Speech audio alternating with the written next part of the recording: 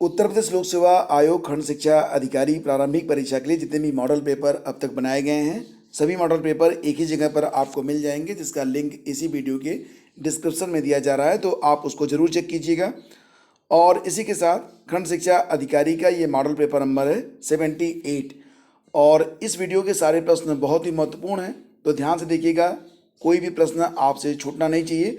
और इस लेक्चर की पीडीएफ अगर आप डाउनलोड करना चाहते हैं तो इसका डायरेक्ट लिंक इसी वीडियो के डिस्क्रिप्शन में आपको दे दिया गया है। हालांकि सारी पीडीएफ आपको मिल जाएगी हमारे टेलीग्राम चैनल पर, तो आप हमारे टेलीग्राम चैनल @study with ज्ञान प्रकाश को भी ज्वाइन जरूर कर लीजिएगा। पहला प्रश्न होगा यहाँ पर कि रिपोर्टर्स विदाउट बॉर्डर्स नामक संस्था द्वारा जारी वार्षिक विश्व प्रेस स्वतंत्रता सूचकांक 2020 में भारत किस स्थान पर है? विश्व प्रेस स्वतंत्रता सूचकांक 2020 में भारत किस स्थान पर है? तो दोस्तों, जैसा कि आप जानते हैं कि इस सूची में पहले स्थान पर है नॉर्वे, और भारत की जो स्थिति है वो 142 पे है, 142। अच्छा, एक बात और भी आपको पता होनी चाहिए, अभी हाल ही में विश्व प्रेस स्वतंत्रता दिवस भी मनाया गया था। तो ये कब मनाया गया था? विश्व प्रेस स्वतंत्रता दिवस ये भी हाल ही में 3 मई को मनाया गया था। तो ये आप बिल्कुल याद रखना, जिसके लिए थीम क्या रखी गई थी? जर्नलिज्म विदाउट फियर और फेवर। ठीक है, अगला प्रश्न देखते हैं।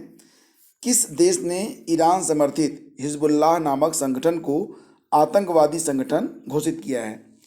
हिजबुल्लाह नामक संगठन को आतंकवादी संगठन घोषित किया गया है जर्मनी के द्वारा।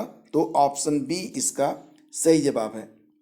नेक्स्ट क्वेश्चन होगा कि पीटर्सबर्ग जलवायु संवाद को German federal chancellor Angela Merkel की पहल पर किस वर्ष शुरू किया गया था, लॉन्च किया गया था? तो ये प्रश्न यहाँ पर बन रहा है। और दोस्तों, इसका सही जवाब होगा ऑप्शन बी, यानी कि वर्ष 2010 में इसकी स्थापना की गई थी। तो ऑप्शन बी इसका सही जवाब है। अगला प्रश्न है, विज्ञान एवं प्रौद्योगिकी विभाग के अंतर्गत प्रौद्योगिकी विकास बोर्ड का गठन किस वर्ष किया गया? प्रौद्योगिकी विकास बोर्ड का गठन ये कब किया गया था? तो ये किया गया था 1996 में, 1996 में। तो ऑप्शन डी इसका सही जवाब है। डेमोक्रेसी इंडेक्स कौन जारी करता है? डेमोक्रेसी इंडेक्स ये कौन जारी करता है? देखिए, ये प्रश्न बहुत ही इंपॉर्टेंट है, इसको थोड़ा ध्यान से आप लोग देख लीजिएगा। और इसका सही जवाब क्या होगा? EIU यानी कि इकोनॉमिस्ट इंटेलिजेंस यूनिट के द्वारा डेमोक्रेसी इंडेक्स जारी किया जाता है। ठीक है, और अगर हम इस वीडियो में देखें तो डेमोक्रेसी इंडेक्स में भारत की जो स्थिति है उसके बारे में भी हमें पता होना चाहिए। EIU यानी कि इकोनॉमिस्ट इंटेलिजेंस यूनिट का जो मुख्यालय है वो कहाँ पर है? तो इसका मुख्यालय है लंदन में, ये आप जरूर याद रखना। और डेमोक्रेसी इंडेक्स 2019 के बारे में अगर हम बात करें तो पहले स्थान पर कौन सा देश है? पहले स्थान पर है नॉर्वे। और भारत का इसमें जो रैंक है, स्थान है, वो 51वां है। ठीक है, तो भारत की रैंक क्या है इसमें? 51। और इसी के साथ आप थोड़ा सा ये भी जान लीजिएगा कि पाकिस्तान की रैंक कितनी है? तो पाकिस्तान की रैंक है 108। क्वेश्चन नंबर 6 पे आते हैं। भारत के गगनयान मिशन में जाने वाले डॉक्टर्स को किस देश में प्रशिक्षण दिया जा रहा है? जैसा कि आप जानते हैं कि भारत का जो गगनयान मिशन है ये वर्ष 2022 में लॉन्च किया जाएगा। तो इस मिशन में जो अंतरिक्ष वैज्ञानिक जा रहे हैं उनको ट्रेनिंग दी जा रही है रसिया में। तो ऑप्शन ए वैज्ञानिकों के लिए होगा। लेकिन जो डॉक्टर्स जाएंगे, क्योंकि अगर मान लेते हैं किसी की तबीयत खराब होती है तो वहाँ पर डॉक्टर्स की आवश्यकता पड़ती है, तो डॉक्टर्स की जो टीम होगी उसको ट्रेन कर रहा है फ्रांस। तो ऑप्शन सी इसका सही जवाब हुआ। ठीक है, याद रखिएगा इसको। क्वेश्चन नंबर 7 पे आते हैं।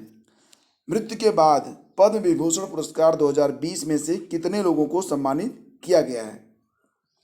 तो वर्ष 2020 में जो पद्म विभूषण पुरस्कार प्रदान किए गए हैं, कुल मिला के 7 लोगों को प्रदान किया गया था, उनमें से 4 लोगों को मृत्यु के बाद प्रदान किया गया है। तो सही जवाब है इसका ऑप्शन सी। तो ये 4 लोग कौन कौन से हैं?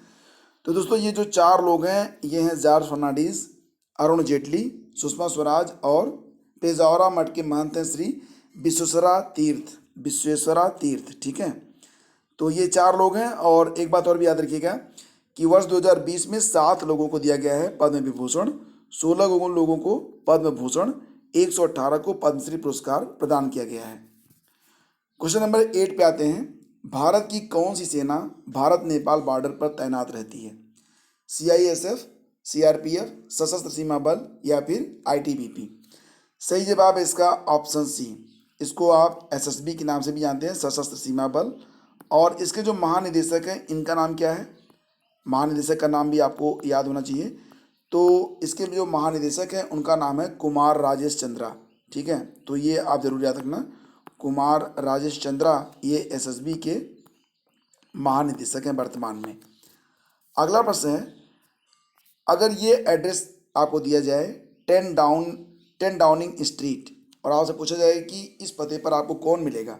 अमेरिका के राष्ट्रपति मिलेंगे, भारतीय प्रधानमंत्री, ब्रिटेन के प्रधानमंत्री? जी हाँ, ब्रिटेन के प्रधानमंत्री का जो पता है वो है 10 डाउनिंग स्ट्रीट। अच्छा, इसमें ब्रिटेन के प्रधानमंत्री कौन है ये भी आपको पता होना चाहिए। तो ये हैं बोरिस जॉनसन। ठीक है, तो ये बिल्कुल आप याद रखना, बोरिस जॉनसन इस समय ब्रिटेन के क्या हैं? प्रधानमंत्री हैं, PM हैं। अगला प्रश्न होगा, ग्रीन पीस रिपोर्ट के अनुसार भारत का सबसे प्रदूषित शहर माना गया है झरिया, जो कि झारखंड में है, और सबसे कम प्रदूषित माना गया है लुंगलई। लुंगलई यह किस प्रदेश में स्थित है? असम, त्रिपुरा, मिजोरम या फिर अरुणाचल प्रदेश? सही जवाब है फ्रेंड्स इसका ऑप्शन सी, लुंगलई शहर ये मिजोरम का एक शहर है जो कि ग्रीन पीस रिपोर्ट के अनुसार सबसे कम प्रदूषित है। सबसे अधिक प्रदूषित माना गया था झरिया, जो कि झारखंड में है। ठीक है, अच्छा एक प्रश्न और बनता है।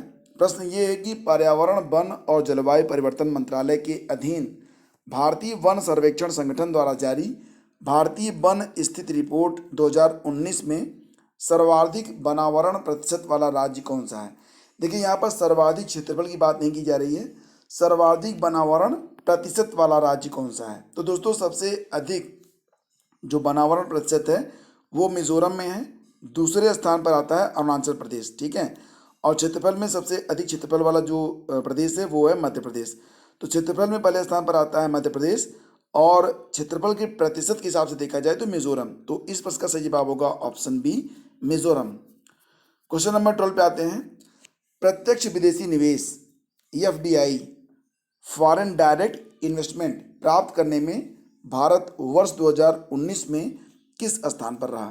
तो जैसा कि आप जानते हैं कि FDI 2019 में सबसे अधिक FDI प्राप्त किया है अमेरिका ने, और अगर हम भारत के बारे में बात करें तो भारत की इसमें रैंक रही है 8वीं। तो ऑप्शन बी इसका सही जवाब है। तो इस लेक्चर की PDF मैं आपको बता चुका हूँ, आपको हमारे टेलीग्राम चैनल और डायरेक्ट लिंक आपको मिल जाएगा इसी वीडियो के डिस्क्रिप्शन में। WEF वर्ल्ड इकोनॉमिक फोरम द्वारा जारी सोशल मोबिलिटी इंडेक्स 2020 में भारत की रैंक क्या है? बहुत ही इंपॉर्टेंट है ये। WEF वर्ल्ड इकोनॉमिक फोरम के द्वारा जो ग्लोबल सोशलिटी मोबिलिटी इंडेक्स जारी किया गया है उसमें पहले स्थान पर तो डेनमार्क है, ये आप जरूर जानते होंगे। ठीक है, और भारत की जो रैंक है वो कितनी है? 76। तो ये आप जरूर याद रखना। बारका एकेडमी कप, क्या आप बता सकते हैं कि बारका एकेडमी कप ये किस खेल से संबंधित है? फिलहाल इसके दो विकल्प सही हैं, फुटबॉल और फुटबॉल। ठीक है, तो कोई भी लगाइए, फुटबॉल। बारका एकेडमी कप ये फुटबॉल से संबंधित होता है, ये आप जरूर याद रखना। ठीक है, और भारत की किस ट्रेन में पहली बार बायो वैक्यूम टॉयलेट का प्रयोग किया गया है? किस ट्रेन में पहली बार बायो वैक्यूम टॉयलेट का प्रयोग किया गया है? तो ये ट्रेन है कालका दिल्ली शताब्दी। तो ऑप्शन बी इसका सही जवाब हुआ।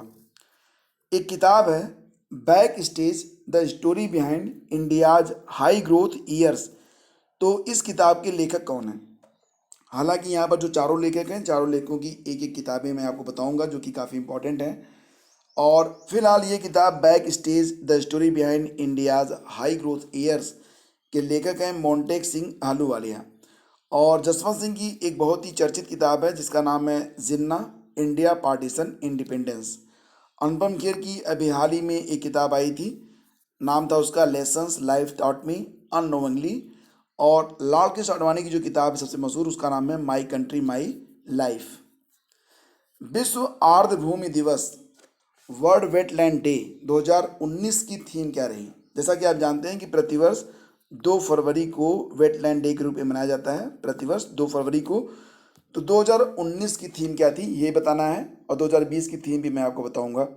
तो फिलहाल फ्रेंड्स 2019 की थीम रही थी आर्द्रभूमि व जलवायु परिवर्तन, ठीक है, climate change, wetlands and climate change. तो ये 2019 की थीम थी।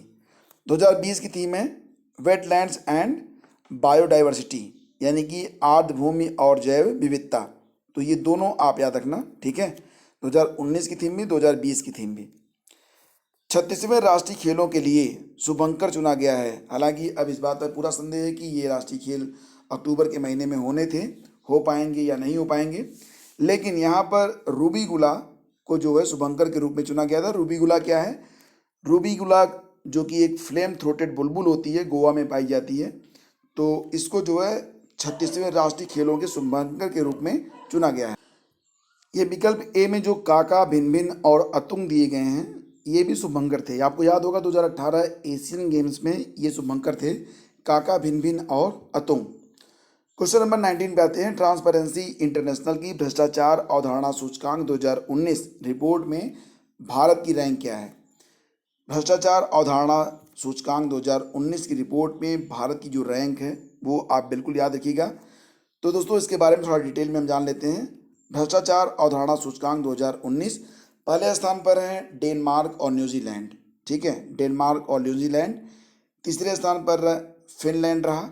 भारत और चीन 41 स्कोर के साथ एक साथ 80वें स्थान पर हैं, ठीक है। तो भारत और चीन दोनों का जो स्थान है वो 80वां, रैंक 80 है। पाकिस्तान की रैंक है 120, रूस है 137 और अमेरिका है 23वें स्थान पर। तो सारे पॉइंट्स इसमें इंपॉर्टेंट हैं। विश्व कैंसर दिवस ये फरवरी माह में मनाया जाता है। बता सकते हैं कि विश्व कैंसर दिवस फरवरी माह में कब मनाया जाता है? विश्व कैंसर दिवस तो दोस्तों ये फरवरी माह में 4 फरवरी को मनाया जाता है, ठीक है। तो ये हो गए आज के सबसे इंपॉर्टेंट क्वेश्चंस। अब एक प्रश्न आपके लिए, बताइए कि Gandhi's Hinduism the struggle against Jinnah's Islam ये किताब किसने लिखी है? एमजे अकबर, नारायणी बसु, विक्रम सिंह या फिर जॉन बोल्टन। गांधीज हिंदुइज्म नामक किताब किसने लिखी है? चारों विकल्पों में से जो भी विकल्प आपको सही लगते हैं वो आप हमें कमेंट करके बताइए। और सभी प्रैक्टिस सेट एक साथ पाने के लिए नीचे डिस्क्रिप्शन का लिंक जो है वो आप चेक कर लीजिएगा। इसकी पीडीएफ भी आपको डायरेक्ट मिल जाएगी डाउनलोड करने के लिए। और आपने अगर अभी तक हमारा एंड्रॉयड ऐप डाउनलोड नहीं किया है तो कर लीजिएगा। सोशल मीडिया पर अगर आप हमसे जुड़ना चाहते हैं तो स्टडी विद ज्ञान प्रकाश लिखकर हमसे आप कनेक्ट हो सकते हैं। 69,000 शिक्षक भर्ती और खंड शिक्षा अधिकारी पर अगर सबसे पहले अपडेट पाना चाहते हैं तो आप हमें ट्विटर हैंडल पर फॉलो कर सकते हैं, सर्च करिए स्टडी विद ज्ञान। Thank you so much, have a great day, जय हिंद। वीडियो को अधिक से अधिक लाइक और शेयर कर दीजिएगा। धन्यवाद।